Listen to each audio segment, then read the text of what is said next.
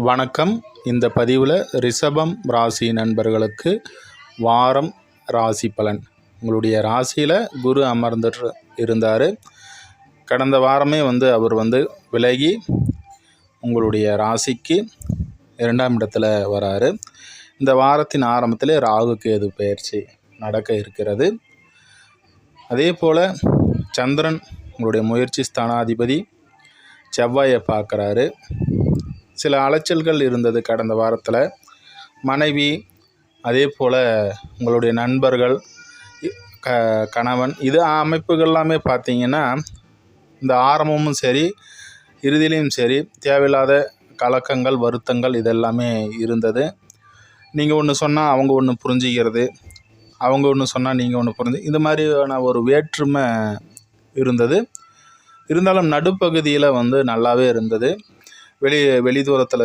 வெளிதூரத்திற்கு போயிட்டு வர்றது, உங்களுடைய சகோதரர் வகையிலும் நல்ல ஒரு அமைப்புகள் எல்லாமே இருந்தது. இந்த வாரத்தினுடைய ஆரம்பம் அதே மாதிரி தான் இருக்குது. உங்களுடைய பாகிஸ்தானத்தில் சந்திரன் அமர்ந்து செவ்வாயை பார்க்குறாரு.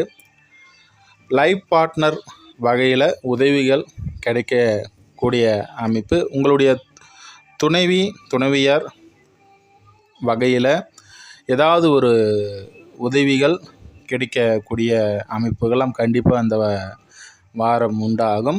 அதேபோல் வரன் தேடி கொண்டிருப்பவர்களுக்கு, திருமணத்திற்காக வரன் தேடி கொண்டிருப்பவர்களுக்கு சுப காரியங்கள் நடைபெறக்கூடிய ஒரு நல்ல ஒரு அமைப்பு. ஏன்னா சந்திரமங்கல அமைப்பு, 7 கூடியவரை சந்திரன் பார்வை செய்கிறதுனால இது ஒரு நல்ல ஒரு அமைப்பு. சுப காரியங்கள் நடைபெறும்.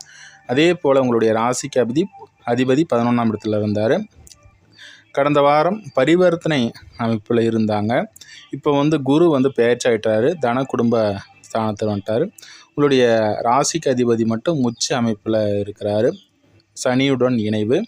இந்த வாரத்தின் ஆரம்பத்திலே ராகு கேது பயிற்சி நடக்க இருக்கிறதுனால உங்களுடைய தகப்பன் வகையிலும் தொழில் அமைப்புகள், உள்ளுணர்வு இதெல்லாமே சிறப்பாக இருக்கக்கூடிய ஒரு வாரமாக கண்டிப்பாக அமையுது. 2ஆம் இடத்துல குரு வர்றதுனால தன புழக்கங்கள் அதிகரிக்கும்.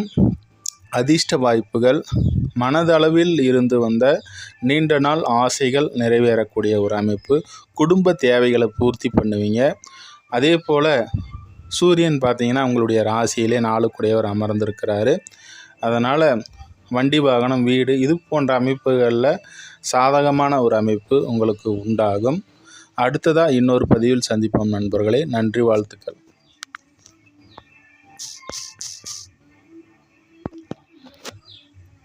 சுய ஜாதகத்தை அனுப்பி விளக்கம் கேட்பவர்கள் வாட்ஸ்அப் எண்ணிற்கு அழைக்கவும்.